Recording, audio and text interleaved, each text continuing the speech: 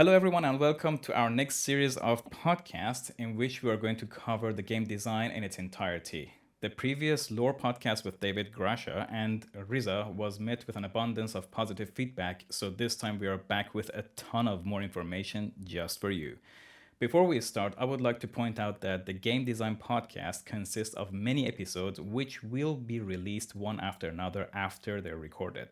There will be episodes about the Civitas in general, council, lands, eras, the Chosens, fragments and crystals, logistics, and the marketplace. In this episode, we will discuss general questions, what is Civitas, and what new updates are being added to the game. I would also like to mention that there will be new artworks added to this podcast. Therefore, I suggest you not only listen to it, but also keep an eye out for the never shared before artwork. That's one leak down, quite a few to go. Now, on with the show. Today I have three guests with me, one of whom you already know, the developer behind the game which made a great number of us gamers today, one of the developers behind the legendary game Crash Bandicoot, David Grasha. Next to him, we have Mark Gilbert and David Delceray, for whom I'm going to open the stage so they can introduce themselves. Thank you for being here today with me, guys. Before I start, I would like to ask you to introduce yourselves so the community can get to know you better. So, who wants to go first? I'll start. You guys have already Awesome. met me, but I'm David Grasha. I'm the game design manager. I'm overseeing the design direction for Civitas. Awesome. Awesome. Thank you, David. Hi, I'll go next. My name's Mark Gilbert. I'm the lead systems and economy designer on Civitas. I'm making sure all the things add up. Very great. Nice. So, what did you do, Mark, before you joined Civitas? So before Civitas, I've worked at a couple of different companies on a few different Web3 projects. Before that, I was working on a AAA PC console title, and I've worked on a couple of different things, even things like MMOs like RuneScape. So over the last 14 years, so on to this next exciting project. Very nice. I love RuneScape, to be honest. And David? So I'm David Desiree. I'm senior system designer for Civitas. Before coming for Directive Games, I was basically working all around the world on very different kind of projects, from tabletop RPG to like double A games, or even like mobile games in Asia. So yeah, many different things. Very nice. So thank you for being here with me, and thank you very much for the awesome introduction. I can't wait to ask you so many questions about the game design because I know it's just a lot to cover, right? Yeah, sure, man. We're really excited to share a lot of these things that we've been working on for quite a Nice. while now. So yeah. Nice. Cool. So let's then start then. So for my first question, which is actually a question within a question, I'd like to ask you, what is Civitas and what are the objectives players need to pursue in the game? I mean, that's a really broad question. I think with Civitas, we are trying to make a world and experience that provides opportunities for players to really find their own path through it. So there isn't a single unified, linear path through the world or the game experience itself. Instead, we're trying to provide a wide variety of different opportunities, things that the player can actually find areas of the game that they gravitate to naturally, and explore those and find a complete gameplay experience within a variety of different roles. Nice. So what you're saying is that like every player can have his or her own experience really in the game. Sure, there are absolutely systems that unify all of these things. You can be building stuff, you can be crafting things, you're going to be interacting with other players, you're going to be trading, you're going to be taking part in voting in a council, but there are also a number of systems that support specific player profiles. So if you want to be a warrior, you want to be engaging in conflict resolution, if you want to be producing goods, if you want to be there's all sorts of different paths that the player can follow, and we provide an array of systems that allows the player to really explore specific routes and roles within the game. Very nice. Great. Thanks for sharing that. To be honest, it is always so nice to have a good understanding of the game in total. Now, so let's start from the beginning where you click on the icon to launch the game. Could you please tell us whether the players have to connect wallets, and when they do, or if they do, what will they see after they log in? I can see both Mark and David grimacing as you ask this question. This is something that we've talked about quite a bit because and it is, to be perfectly honest and transparent, it is not something that we are going to be concretely defining within the game for quite a while yet. However, I can say with a fair degree of certainty that we don't want to have the player connecting a wallet as the first thing that they do. I think that's a very kind of exclusionary way of introducing players into a game within the Web3 space. So, and for a lot of Web2 players, if they log in, they try to log in, the first thing they do is to connect a wallet. They don't have a wallet. Like, are they going to be inclined to play the game? Are they going to be encouraged to go through the process of setting up a wallet? All the steps that are involved in order to actually connect a wallet at the beginning of the game? I don't think so. We really want to make something that has a much broader range of appeal, not just something that appeals to gamers within the Web3 space. So we will inevitably consider alternative, technological solutions as well as design solutions that allow us to circumvent requiring players to connect a wallet immediately at the outset. There will certainly be a point in the game where they will not be able to explore aspects of the game without connecting a wallet. But we don't want that to be the new user experience. That should not be the first and defining element of the new user experience at all. So got it. So of course, like, it's worth mentioning that anything shared can always be subject to change or adjustment if there's a better way to present them, especially with new technology like happening like every month somehow, right? Sure. I think that's an important disclaimer to put it at the beginning of any discussion about game design that we are working on and we're planning to deliver, a year out, like for however long it's going to take for us to put this game out in front of everybody. As we work through these problems, the solutions to those problems, they might make themselves apparent further down the road. So all of these things right now, it's somewhat speculative. Okay. But Well, it's cool. but we can all speak to our intended direction and the philosophies that are guiding our design as we build and implement these systems. Great. Thanks for sharing that with me. So, when we joined since we have actually shared a lot of leaks to the community, we've all seen that you can rotate the Earth and see the world somehow, right? So, I wanted to ask you, will it be possible to acquire lands anywhere in the world of the player's choosing? I'm going to pass it because I need you guys to be interacting as well. David, why don't you go ahead and take that one? So we don't necessarily want to restrict the player in the choice of land that they can get. But first of all, we don't want to have the player having his fingers in every pie. So we will have a limitation in the number of plots of land that they can have. And we want also to encourage the player to have their lands within the same region to encourage commerce and dynamize the location. So technically, no, they will not be limited to do that, but they will have so much interest in buying in a defined plot or part of the world that they will be strongly encouraged to stay local, let's say. Okay. Yeah. Got it. And in addition to that, when the game first launches, we're only going to have a fraction of the community we hope to have. So we don't want to release everything right at the start because that might cause the community to become too fragmented.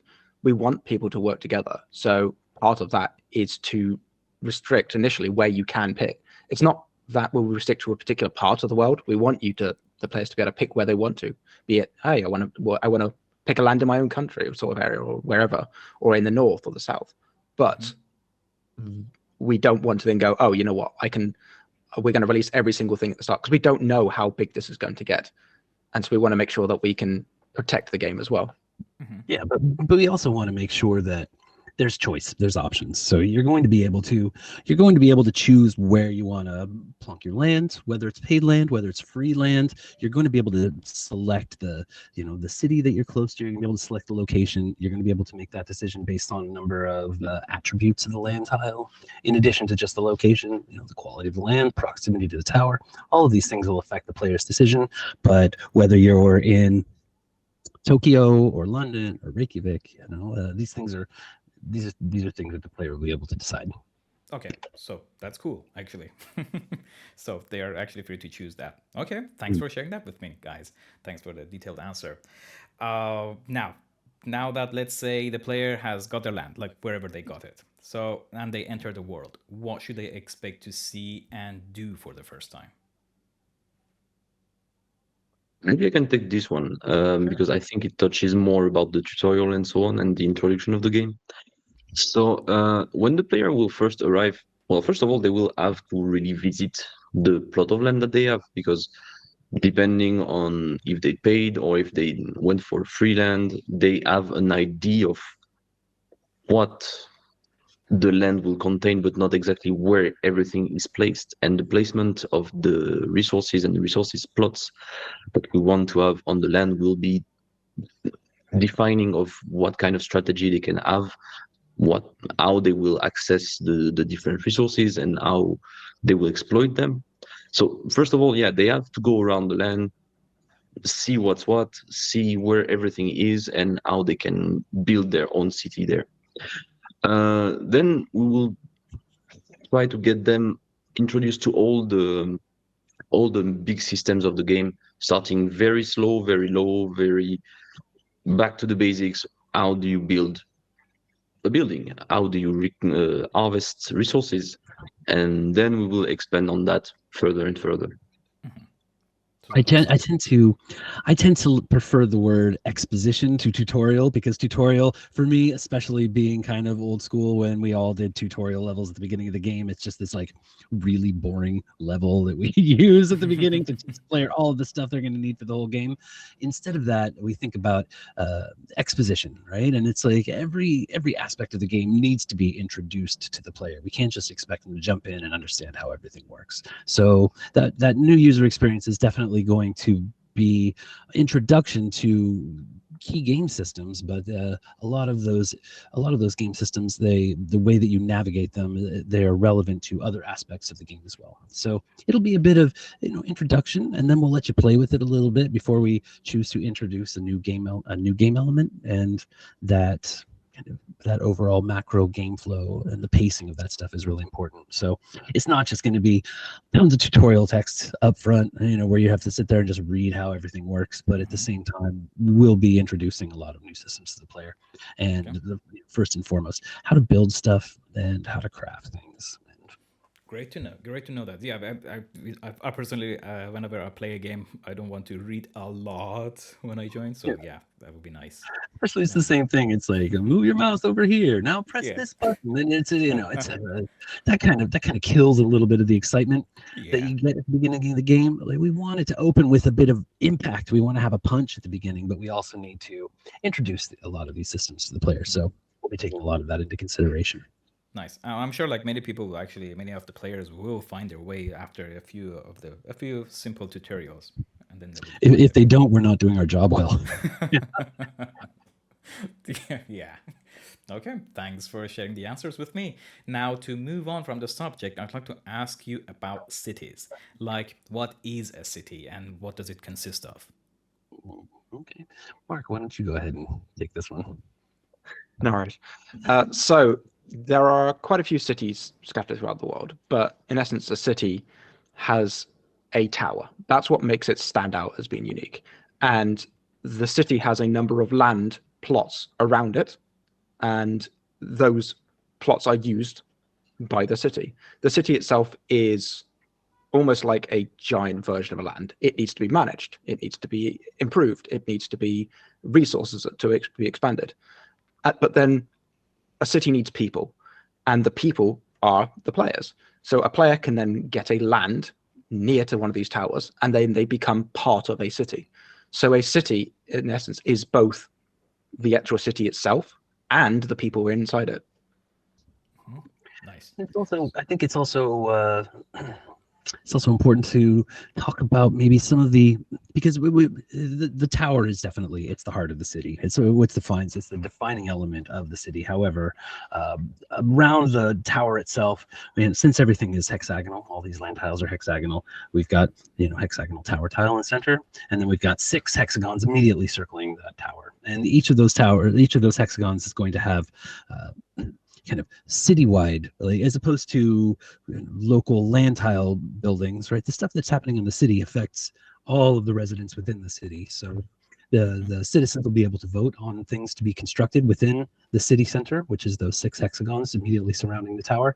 And those buildings, the things that you construct there, are going to have an impact on the development of the tech tree, what kinds of options are available to all of the citizens of a specific city.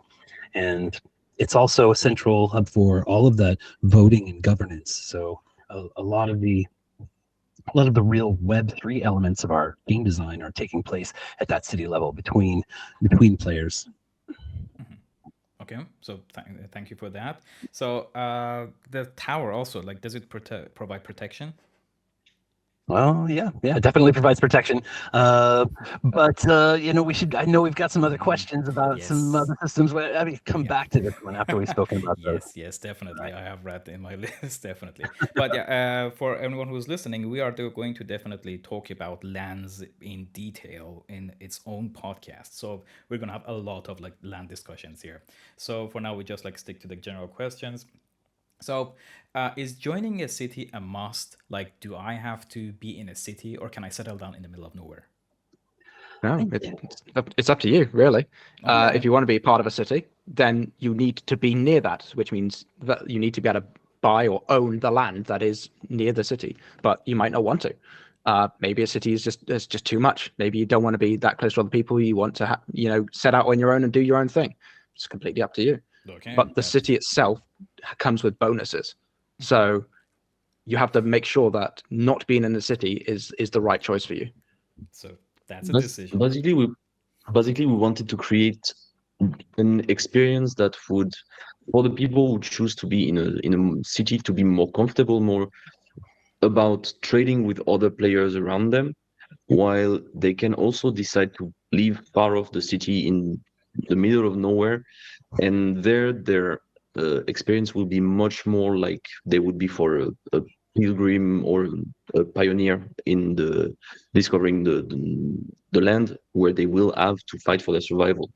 They will be richer in the sense of there will be more resources because, well, less people around. So way more resources, way more attractive if you want to just be a miner and stuff like this. But at the same time, well, you're out fending for yourself. There will be no protection from the tower. There will be nothing that will help you outside of, well, your own devices. So Got it. So then you gotta work, you gotta engage with everyone, you gotta grow everything, grow your land, and then the closer you are to the city and the closer you are to the tower, you're gonna reap the benefits, right? Protection being one of them. So awesome. So that is exactly what I want to go to for my next question. I've heard there are forces of nature that threaten growth. This is where I'd like to ask you about the cool stuff. So about the cool stuff, about the blight, the this lore was boring, behind it. apparently. Yeah, exactly. About the blight, about the lore behind it, the stages of it, and how to prepare for it. There you go. The stage is yours. Yeah, well, any provocative gaming experience has conflict at the center, and that conflict it defines the narrative experience that the player undertakes by playing the game. And I'm not talking about a narrative experience like you're going through a linear series of events, like telling a story. It's the gameplay experience itself is, it's got a narrative arc to it. And so at the core of this, and this is something that we talked about, and we had a lot of design discussions to really come to some conclusion about what was really at the heart of this. What was the conflict at the heart of this game experience that we're trying to create? So, so we finally settled on something that we think really tied everything together pretty well. And it was this concept of this blight that is spreading all over the world. And it's very mysterious in origins. And while we have a very concrete understanding of where it comes from and how it originates and how it perpetuates, it's a mystery to the player, and it's something that will become it'll become more clear as you play through the game. But at the essence, I mean, at the heart of it is there is this fog that kind of creeps in under low light conditions, and wherever this fog touches any aspect of human material culture, anything you build, anything that you create, it sits out in the fog. It gets this kind of gelatinous, sticky, sort of black goo tar sort of substance that sticks to it that we call the rot. And if you don't get rid of the rot, this blighted material grows out of it. Part of this inspiration comes from, I spent a lot of time living in Washington State, in the Pacific Northwest of the United States, and lived out in the woods a little bit, and I constantly felt like we had to push back the forest. Like there are always these blackberry bushes and thorns, and like the vegetation just grows over everything. If you don't constantly tend to it, you got to pressure wash the driveway, you got to trim the hedges, you got to push these blackberry bushes back because you got these thorny bushes that just absolutely grow over and encapsulate everything. And that is part of the inspiration that led to the concept of the blight. It's this thorny growth that overtakes things that are built by the player. Any aspect of human culture, within material culture within the world, is subject to this. And so, like it's low, if you don't keep it illuminated, this fog will creep in, rot will start to grow everything, and then you've got this blight, these thorny kind of growths that will encapsulate your buildings and prevent it from functioning, and it'll absolutely shut it down. And so you have to come back and you have to clear it all away before buildings will function. And that's one of the unique aspects of the tower. The tower provides an innate protection to the lands surrounding the tower from the blight. You still find that the blight grows, and there's still a blight incursion into these lands. It's not absolute protection, but if you don't illuminate your land tile and maintain that illumination, then the blight will grow everything and corrupt it and prevent you from building anything. Now there's more to it than that, man. We can get into that as well, but that is at the very heart of it. And so you find these pockets of civilization around the globe that are protected from the incursion of the blight. However, that's when David was talking about, if you live out in the hinterlands, you live outside of the protection of the city, it becomes more dangerous because there isn't this innate protection from the tower that protects you from the growth of the blight. So it becomes the stakes are a lot higher the farther away you get from the city. The closer you get to the city, the more protection that you get from the tower itself, and all the subsequent conflict and gameplay systems that come along with it. To be honest, this is one of the coolest concepts I've ever heard of and played in any game. This is actually pretty awesome. But let's say like someone neglects their land, forgets to put lights up to protect it, and for that it gets like fully blighted. What can they do, and how worse can it get if the land is left unattended? Okay, so we don't want to, we're not trying to create survival gameplay. This is very important, right? We're not trying to create survival gameplay for the player. So your land tile, you live somewhere within the protection of the tower, close to the city, whether it's a paid land, like right up close to the tower, or maybe it's one of the free lands that is a bit further on the outskirts. You're not going to at any point have your complete land tile corrupted and unplayable. Like that's never going to happen. There are definitely points within the game where you can go out and find much higher stakes gameplay, but there is a certain amount of management that you'll need to do to maintain the level of protection that your land tile enjoys, and that is illumination. This fog, the fog that is at the very core of spawning all of these, this blight incursion is repelled by illumination. So you keep the torches lit, you keep the fire pits lit at night, and it provides a certain radius of protection. And if you step away from the game, maybe for a couple of weeks, say you go on holiday, you come back, you haven't played the game in weeks, you haven't maintained all of your torches and your illumination, you're not going to find your land tile destroyed. You're going to find that there has been growth of the blight, definitely. And if torches weren't lit and maintained, then some of your buildings might absolutely be covered in these dense, thorny growths of blight that you'll have to clear away with specialized workers in order to get everything up and running again to full speed. But but it's really important. We want people to be able to, at least like on their homeland tile, focusing on developing the technology, building things, growing things, harvesting, combining different resources to find new opportunities for construction and crafting. And that's going to be at the core of it. However, it's not just going to be free. It's not a cozy game, right? We're not trying to make something where you can just, it's just happy and I'm going to go build this and I'm going to chill out and I'm going to watch this. And it's like, you're going to have to deal with this implicit threat that is constantly trying to creep in on your land tile. And at home on your land tile itself, you'll be able to maintain it just with a bit of awareness. You just keep track of it. You're like, oh, I got to keep those torches lit. I got to make sure that they've got adequate fuel. I've got to make sure that I've got workers that are working in shifts to maintain that illumination. But it's never going to be at one point where you're going to come back and be like, oh, my land tile has been completely destroyed. The blight isn't going to destroy your buildings entirely. It's going to lock them up and prevent them from working. And so that means extra work. If you don't want extra work, then attend your land, right? You got to plan ahead, man. You got to plan ahead. You got to manage these things, right? Everything, good gameplay, it requires a give and take. So there are benefits, but there are also consequences. Awesome.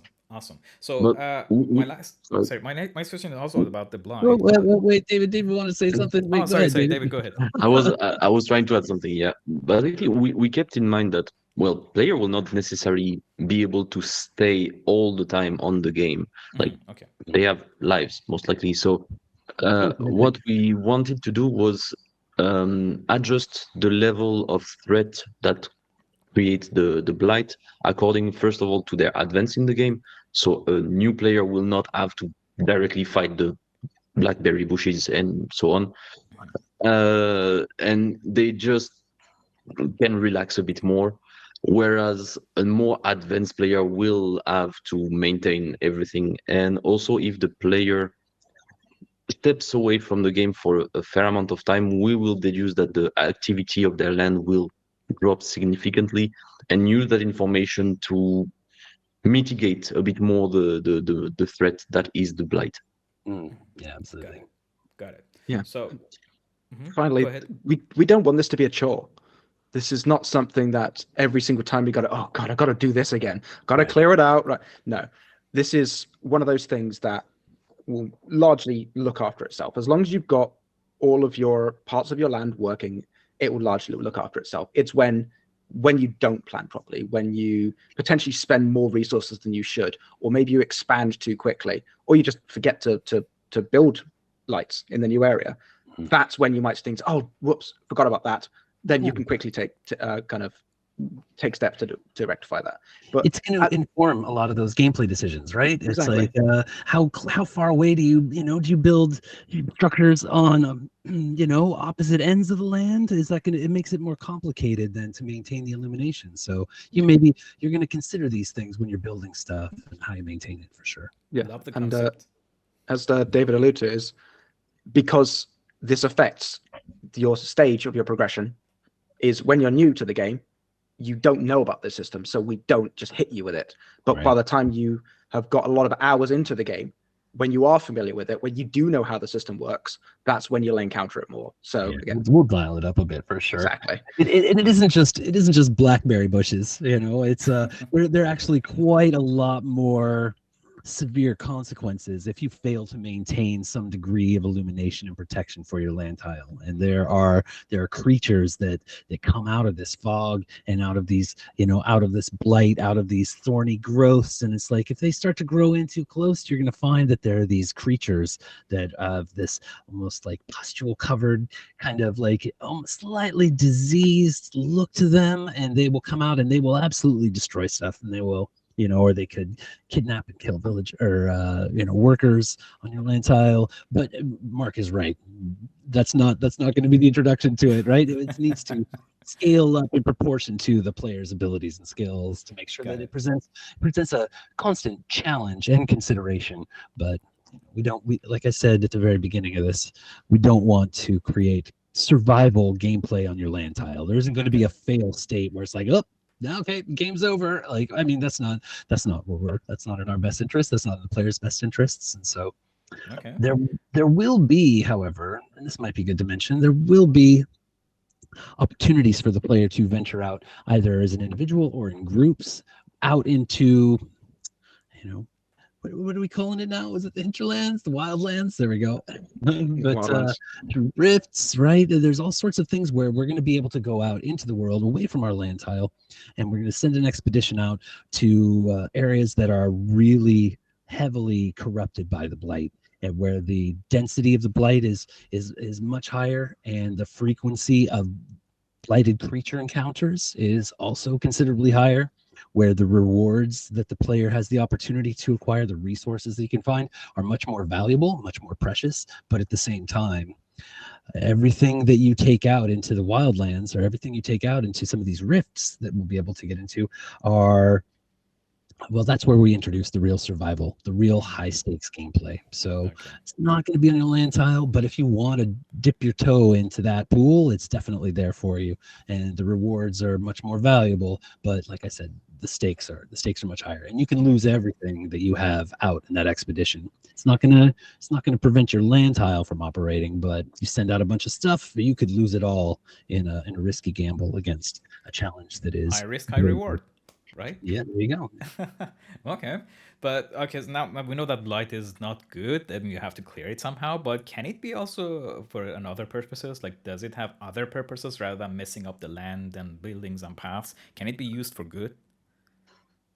It needs to be. It needs to be in some way. I don't think we've figured out the exact kind of reward loop for this, and that's something that we are considering, or we're continuing to develop. However, you're going to have specialized structures, specialized workers that focus on clearing away this stuff, and then they're going to collect it and process it, kind of turn it into something. So there has to be, a gameplay loop with it. Which is, that means there needs to be a reward at the end of it. Otherwise, it's not a fulfilling game activity. But that's one of those things that I think that we're still continuing to develop and to fit into our resource plans. A lot of Mark's work in balancing and creating this like very healthy economy is going to focus on like adequate ways to acquire and then use Love those the resources. ideas. But Yeah. I've loved the ideas, to be honest. Basically, we didn't want to make the blight just a monolithic enemy. We wanted to make it so that the player sure has to defend himself against it, but also that they can take advantage of it and somehow play some kind of managing the risk game where they would maybe expose some part of their land in order to increase the blight at this specific place, to try to harvest it more and convert it into more interesting resources that they can use later on in the game. At the same time, if they do so, they create for themselves a very important security breach where, well, if they don't maintain it properly, they will have monsters coming out of the woods. Got it. That is actually pretty cool design. But now, I mean, I personally can't wait to be able to play with the Blight implemented and other players joining us, developing cities and establishing great stances. Now that we have forces of nature in the game, how can the players protect themselves, protect their progress when they are not online and not playing? Well, the main counter to the appearance of the fog and the incursion of the blight is light, and illuminating the land tile is something that at the outset is something that's going to take much more active kind of involvement. The player is going to need to actively send guys over there to make sure those torches are lit. It's going to need to keep fuel stockpiled, but we want to automate a lot of those tasks, or allow the player to automate those tasks by crafting specific structures. But the deeper you get into it, you want to, at the beginning it should be fun. Like you're going to be dealing with the conflict directly. It's going to give you an intimate understanding of how it works and how it perpetuates if you don't address it. But I think most players, especially those spending a lot of time in the game, they're going to want to get to the point where they can automate that process as much as possible. So we're going to want to be able to stockpile fuel. We're going to want to develop our light emitting technology. It's going to start with torches, but we're going to progress through air, as there's all sorts of different technologies that we're going to be able to employ to allow us to create light that is going to hold off the incursion of the blight and just the appearance of the fog. So you're going to have specialized workers that maintain it. You're going to be able to stockpile fuel that they'll be able to access. So that amount of time that you will be able to automate the process will increase as your technology develops. That's awesome. That is awesome.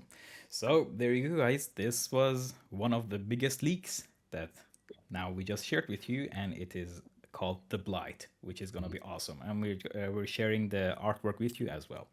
So, changing the subject, assuming the game has different time zones implemented, like day and night, will this feature be based on the real world time zones, like when it's morning in the US, it's night in Japan, or will it be sped up, for example, or are we just implementing something else entirely? Well, yeah, that's a complicated question. There are a lot of moving parts here, and so at the heart of this whole blight system is the day and night cycle, which is a critical element, right? It's like the fog rolls in when light levels get low, so we've got to have a day and a night cycle. Now, I don't know about everybody here, but I played a lot of Animal Crossing during the pandemic, and so Animal Crossing very much is a day and night cycle that is synced to your clock on your Switch. And so it's if you come in, you're playing every day at noon, it is going to be noon on your island. And if you come in at night at say 8-9 o'clock, it is going to be dark, and there are going to be specific things that grow during the day and specific things that grow at night, bugs you can catch, etc. And so I was always playing it in the morning. As a result, I never got any of the things that were growing or crawling around my island at night. And I think about that when I'm thinking about this question, because I think a lot of people, especially I think a lot of people have windows of opportunity to play a game. Now, ideally, we'd like to create something that they'll be able to access from a variety of different devices, but at the same time, for real concentrated, dedicated gaming hours, some people are going to only be able to play from like 7 o'clock to 9 o'clock at night. And do we want them to only experience low light level kind of nighttime gameplay?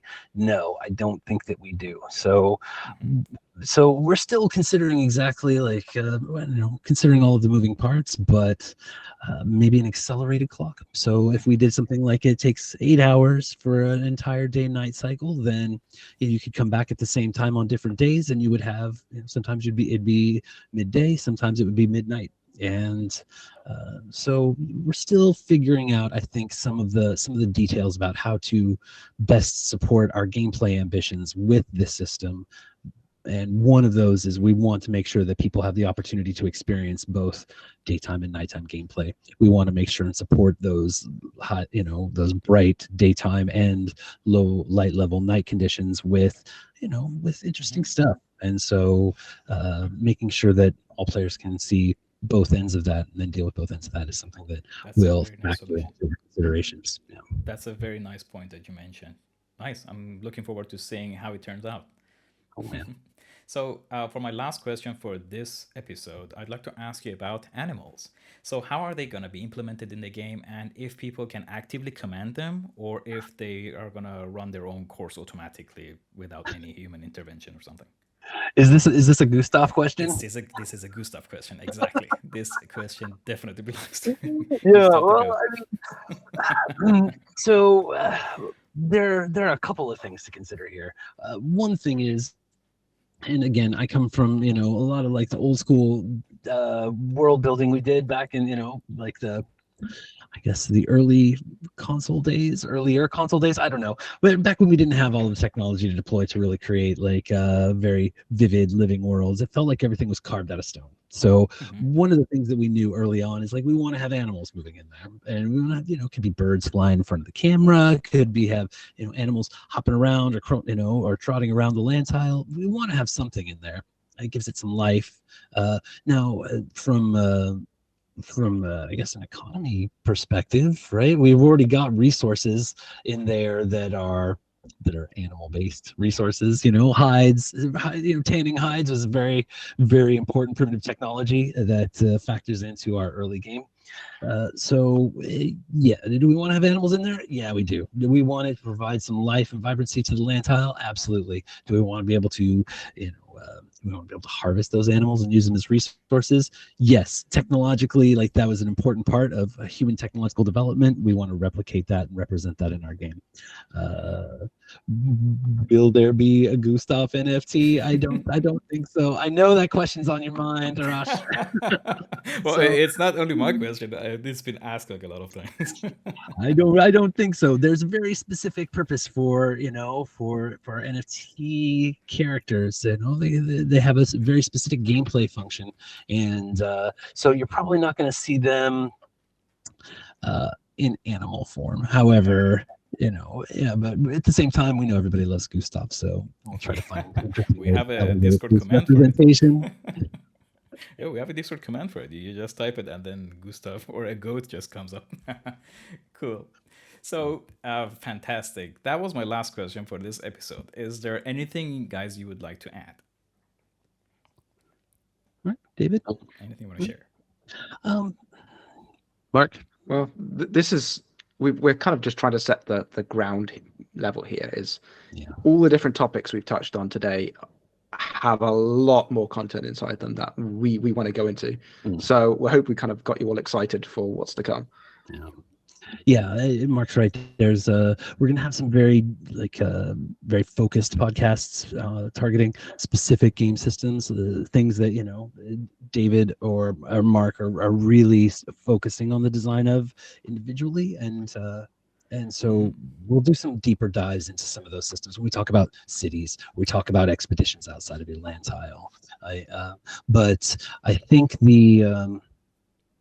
I think the one thing that I maybe didn't talk about with regard to the Blight is, when we talk about the narrative experience, we're trying to make a game here that has a kind of endless playability. It's something that we want to make a game that could last forever, theoretically, that will go for years and years. But at the same time, we do want it to have some degree of narrative arc. So do we want it to have an endpoint where, it's like the forces of evil have been defeated and the game is over?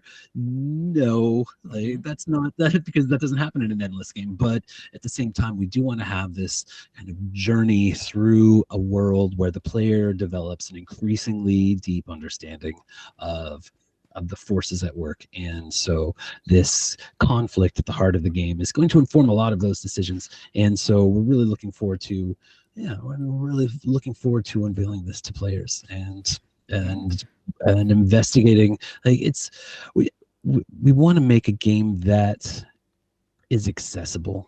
Accessibility is so important. We want to kind of diminish that barrier between you booting it up and actually kind of getting your head into the game world itself.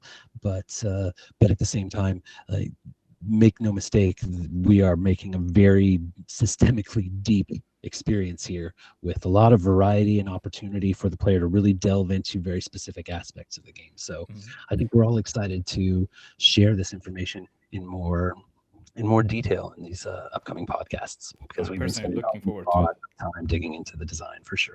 Personally looking forward to asking all the questions that I have and the community has, of course. And so in simpler form, what you're saying is that, guys, prepare to get your minds blown, because there's going to be a ton of information soon to be shared with you. A lot of information, that's for sure. Yep. So thank you both David and Mark very much for being here today with me. And thank you for the audience for listening to us. Should you have any questions, you can always ping me in the Discord. I will definitely make sure to ask those questions. And again, this was only the first episode of the Game Design Podcast. There will be many more to bring you up to speed with the progress and the new updates for the game. Thank you, everyone, and I wish you a very nice day. Talk to you soon. All right, thanks, Arash. Thanks, everyone. Thank you, Bye-bye. David. Bye-bye. Bye-bye.